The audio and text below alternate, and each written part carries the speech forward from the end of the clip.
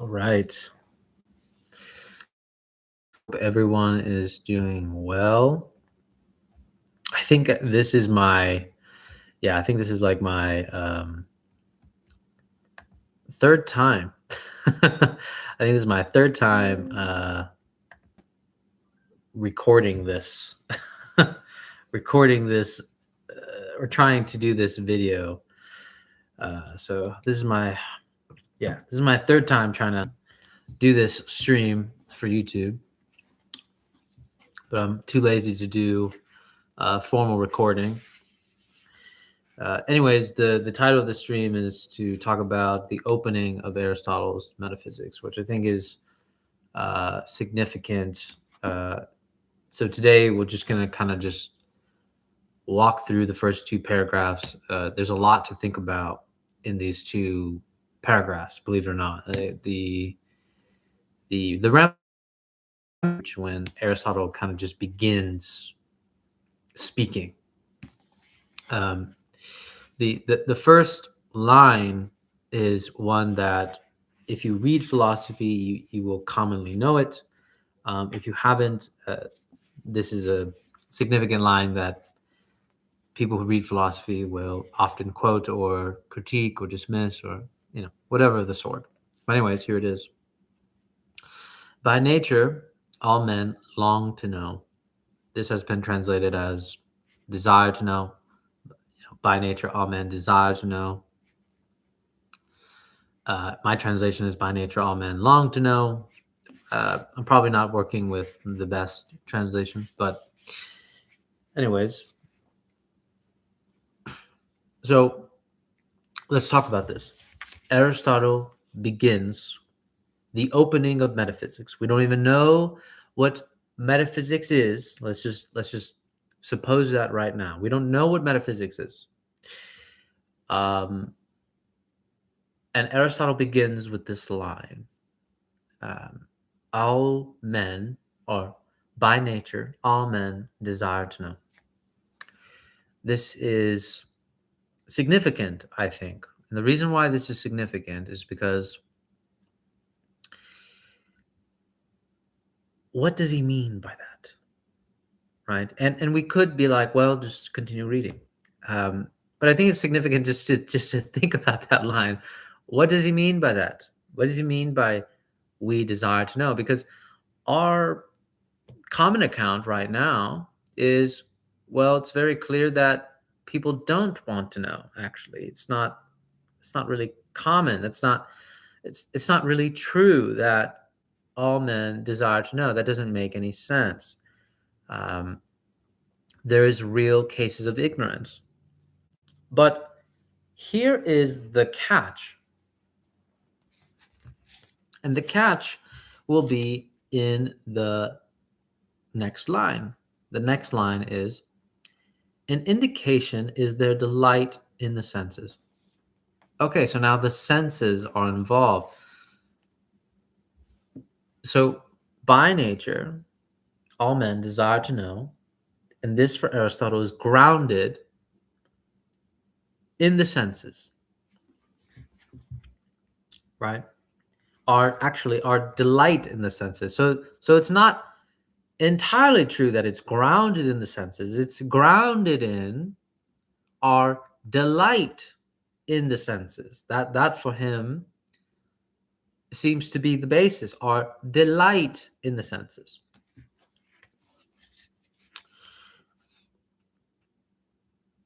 So if we are proceeding further with our kind of account of, well, it isn't true because men have ignorance, people don't care about the truth.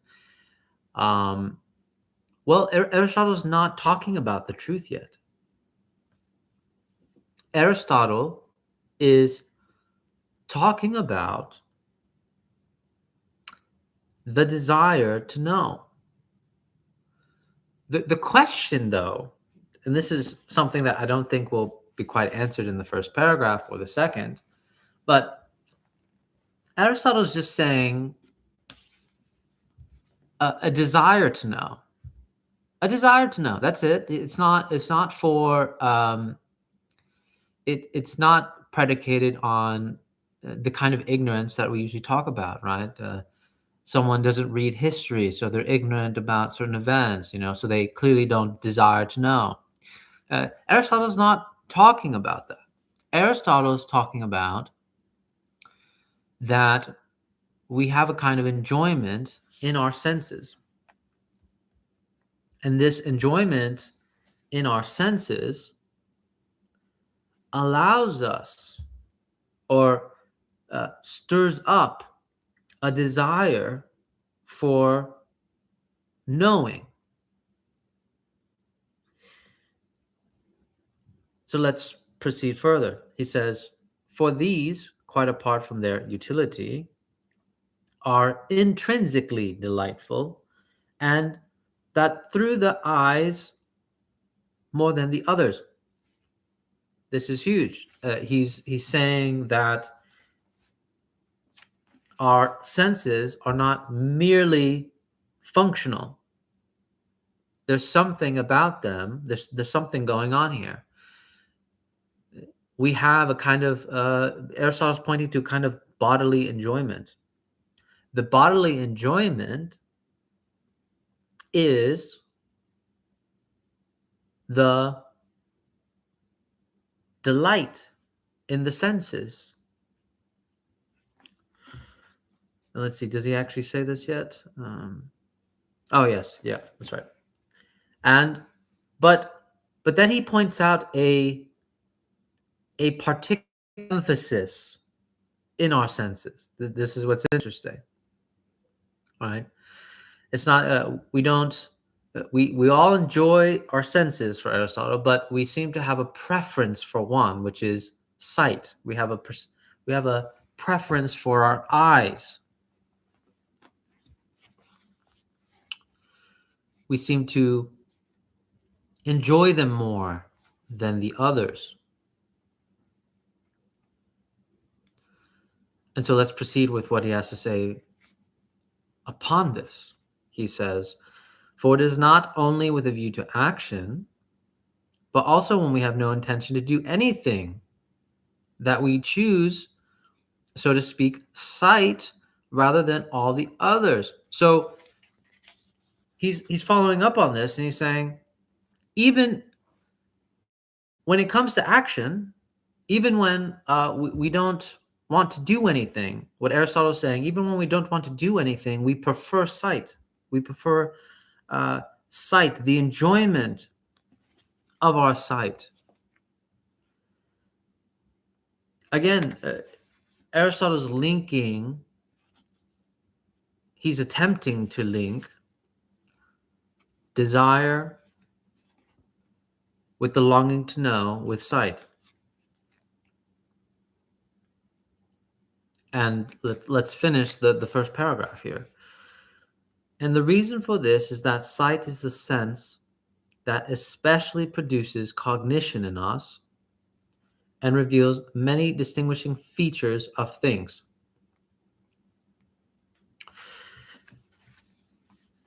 This is quite opposed to our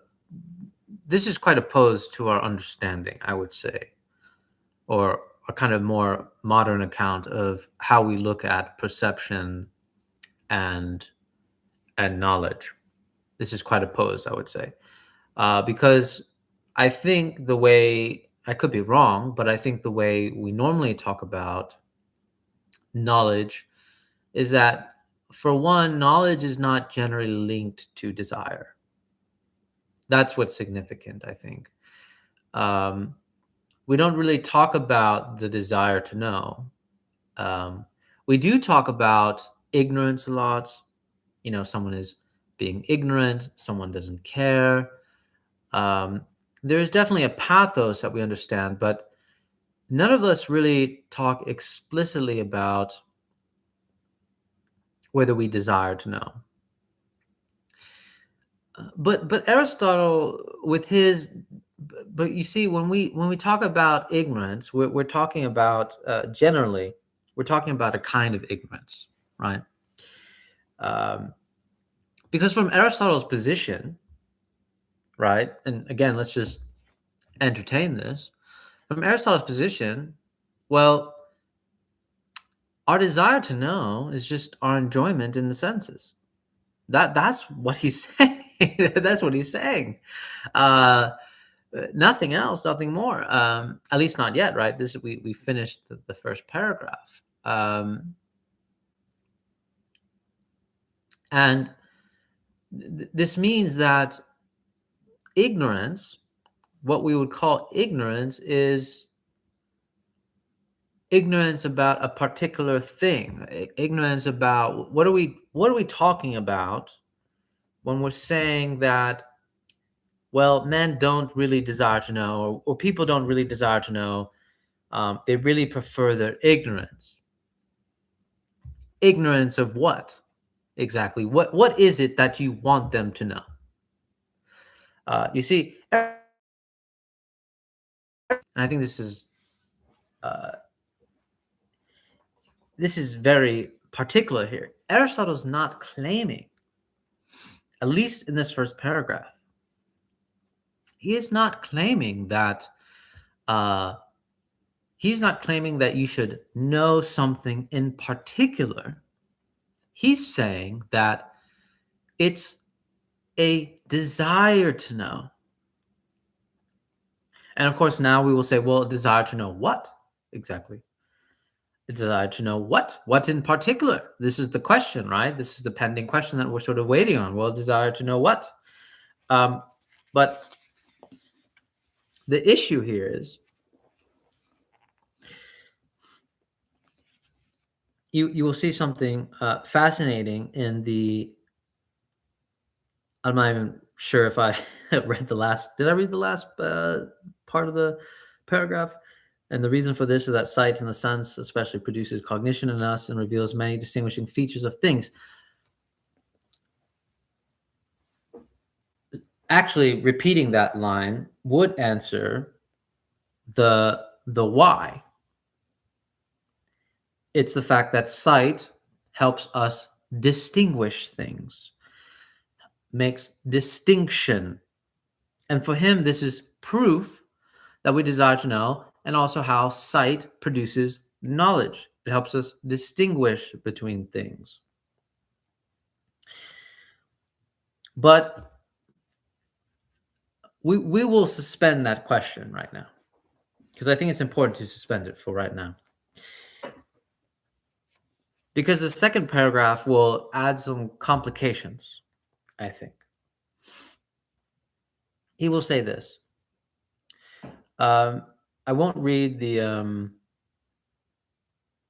first half, because the first half of the second paragraph is just how Aristotle's kind of saying, like, animals have senses.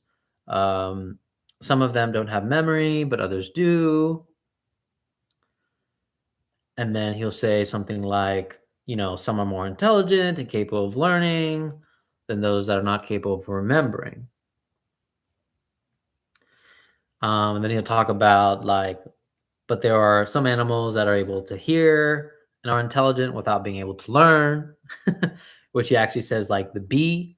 I think that's fascinating. The bee for Aristotle is something that is able to hear and intelligent without being able to learn. But I think, and then this is where we will pick up from here, right? Is that from here, he will say, learning is reserved for those that, in addition to memory, also have the sense of hearing.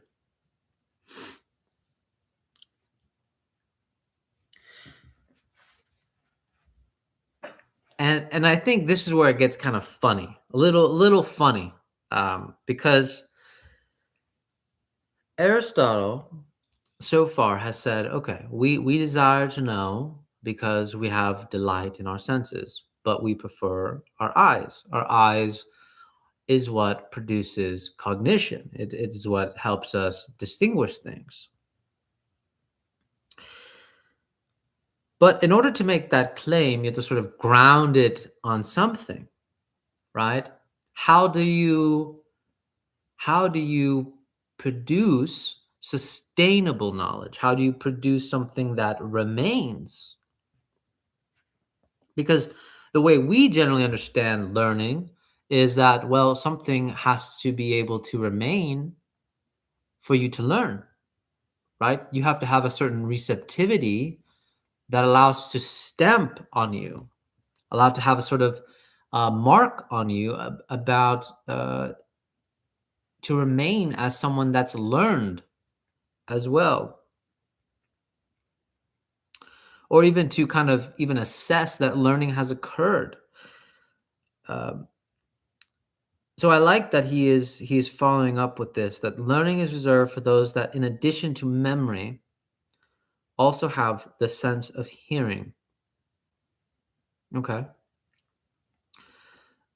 We've added now memory. Learning is predicated on memory and hearing and sight, right? Because we have to have that desire as well. And I guess the reason why he adds the memory and the sense of hearing part is because he says this: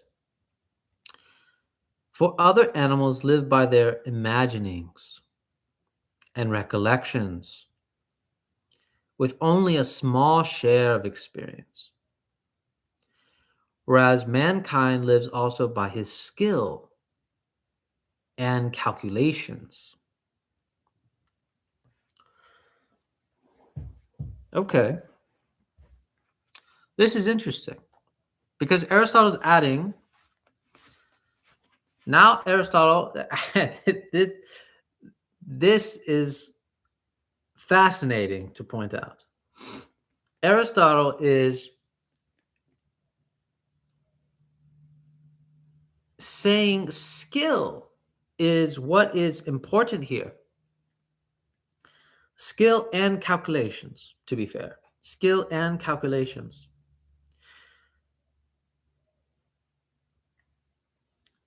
Experience means then, and Aristotle hasn't given us the full picture, experience must then mean something that is related to skill and calculations, because Aristotle is implying here that other animals live by their imaginings and recollections with only a small share of experience. A small share of experience. But somehow for us, for Aristotle, we can do something with that, I guess, right? That we also live by our skill and our calculations. Wonder where he's going with that. And this is what he will say. This is, to me, the most significant line, besides the famous passage of "By nature all men long to know." The most significant line for me in this first page is, "But it is from memory that men derive their experience." Wow. It seems intuitive now if we say that out loud, but actually our modern account, our accounting of experience is generally based on a couple of things. We will say things like, well, actually, let's put it this way. What is an experience, right? Because a lot of us are able to recount experiences, but how do we how do we how is our experience structured exactly? That is the question. How is our experience structured? And Aristotle's trying to answer this. Aristotle's answer is, well, memory is how we derive our experience. This is significantly different from Kant, because Kant will say the thing that allows us to have experience is the a priori or a priori basis of time and space. That is what allows us to have experience.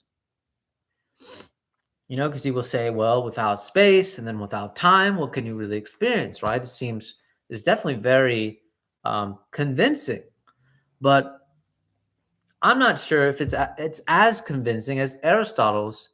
If we were to compare Aristotle against Kant, well, Aristotle would say, well, what about memory?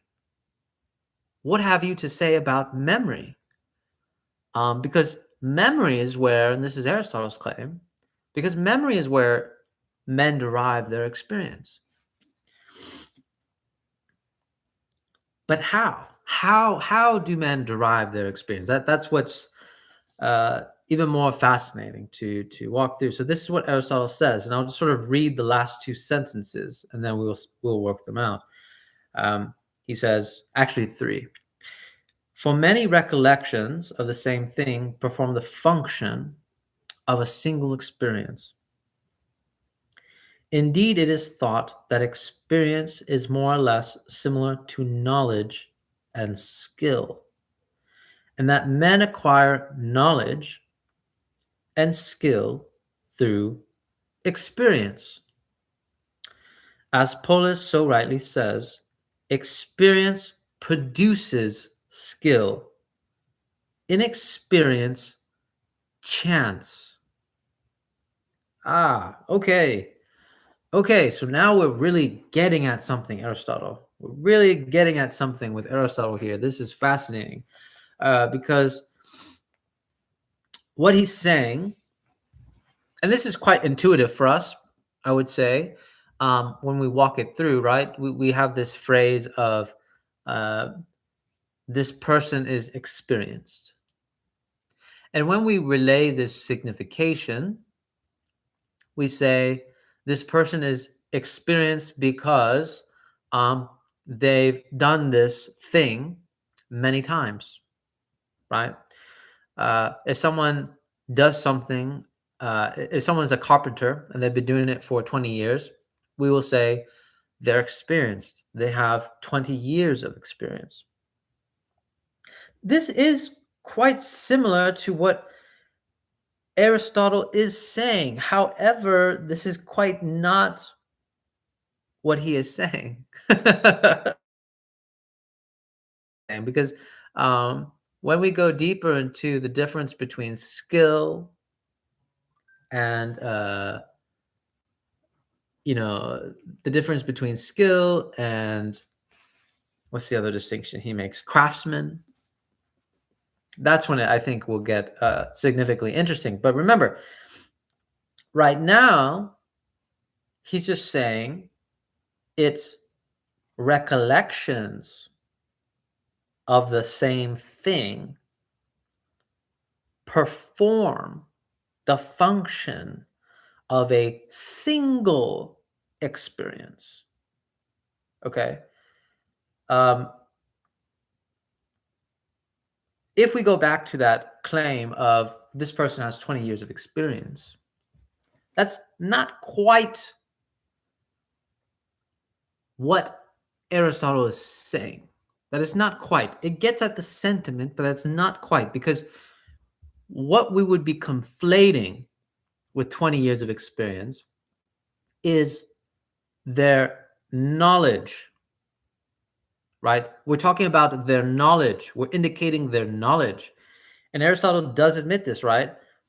It is thought that experience is more or less similar to knowledge and skill, right? So this is the conflation that is happening here, right? 20 years of experience, we presume knowledge and skill. However, that is not what Aristotle is saying. He said men acquire knowledge and skill through experience. So it's incorrect to actually say, I have 20 years of experience, right? If we're taking seriously what Aristotle is saying, 20 years of experience says nothing, right? All we can say is of what? 20 years experience of what? Of what? And the moment you finish that what, that's when you're indicating your knowledge, your skill, or whatever. But again, thinking of experience is that if experience depends on memory, and that experience can only be cultivated through recollection. Through recollection. That means this is very significant. Um, this means that there is a sense in which uh, what constitutes experience is always a recollection, a kind of quantified saturation, if I were to use Alex Ebert's words, a quantified saturation of recollection that constitutes an experience, a single experience, a single experience. Now this is weird. This is extremely weird because the question that will emerge from this is, well, what are we doing? Like, don't I walk around and experience? Like, isn't experience the most bare the most bare moment of consciousness? Aristotle is saying no, it's not. It's mediated. It's gathered. It's gathered for recollections. It's almost as if what is happening here is that what we say is a constitution of experience is this kind of dialectical information gathering, right? If you permit me those things, or the use of information. I'm not being particularly sophisticated here.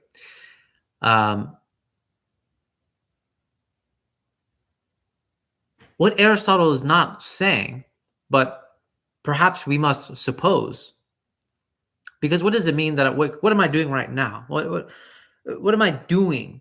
As Aristotle would have to say that we are constantly recollecting, which is strange. Just strange. We would have to be constantly recollecting in a kind of piecemeal by piecemeal, along with long-term memory, which is itself a kind of constant recollection, you could say, right? Because if I walk around and I'm able to navigate the kitchen and I'm able to go to work, we would say, well, I'm experiencing things, right? I'm experiencing myself go there and go here. But actually, what Aristotle is saying is you're actually recollecting your way through life, right? You know where the kitchen is because you recollect where the kitchen is. You go to your car because you recollect where your car is. You recollect how your car looks. You recollect. I mean, if you really carry the significance of what Aristotle is saying when we think about experience, if you just eliminate memory, well, the real elimination of memory would be, you would be like, where am I? Who am I? What am I doing? What am I doing in this thing, this space? What is this? That would be, in the modern sense, the way we typically talk about experience, that would be experience. That itself would be experience. And then you would forget, and then you'd have the same moment over and over again. Because that's essentially death. We think about Alzheimer's. Alzheimer's is a horrible neurological disease, and yet at the same time, people will say Alzheimer's is the people go through it's an experience of a second death. for the family members in particular, the experience of a second death, because for them the person dies because they can't remember their own family members, they can't remember things. So what constitutes experience then is this constant recollecting.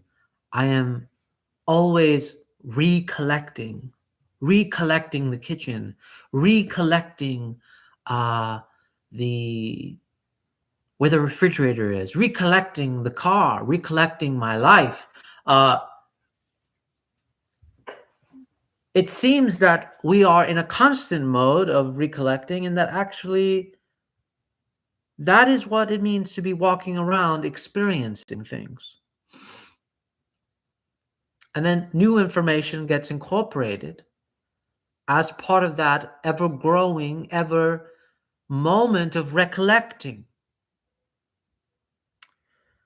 Of course, the thing that gets a little bit complicated now, this is what gets interesting, because now we have to go into Aristotle's distinction between memory and recollecting, because you can always recollect wrongly. You can always recollect. You can always misrecollect. You could also forget to recollect. But for Aristotle, memory is more like an imprinting, right? The best analogy to talk about this is, it's funny because actually Freud talks about the unconscious as a kind of indentation that remains in ourselves. But let's actually just finish up here. Actually, we did finish this up. What am I talking about?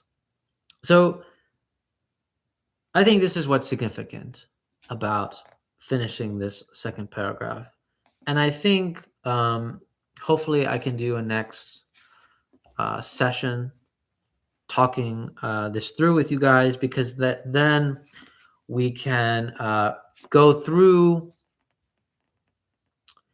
Aristotle's emphasis on skill,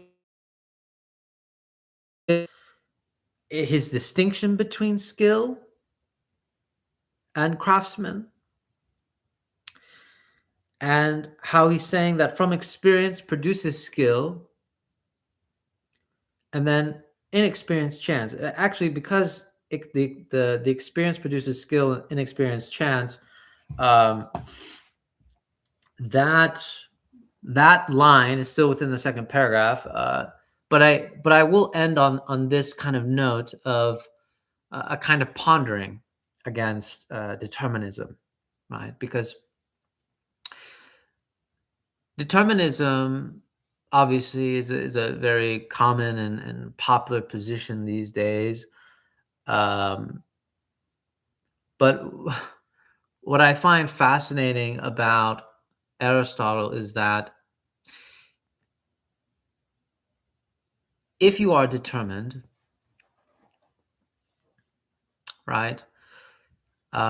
If you are determined, I feel like determination would have to deal with the problem of memory. Because what's quite funny about memory is that you can also forget to recollect, right? And that almost changes the whole orientation.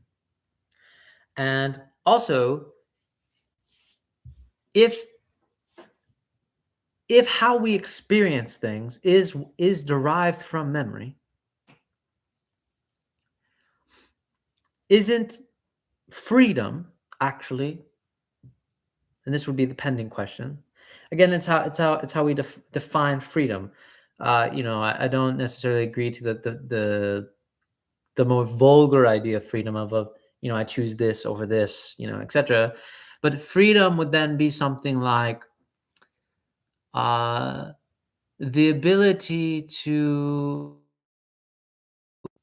overlook. No, that's actually the wrong word. Not overlook, but the ability to change how one recollects, right? And how you recollect is what drives your experience, actually. So it's in many ways, it's almost like, at least from Aristotle's point of view, it's the recollecting that drives your experiencing, right? Of course, there is complications in this that obviously we won't go into today, but we have to consider the problems of interpretation, of language. Again, Aristotle has not brought any of these things. He is simply saying that it is the recollecting itself that constitutes our experience. And then from experience, this is how we derive skill. And I think this is what's fascinating, that Aristotle has to bring up skill as a kind of importance. But yes, anyways, take care.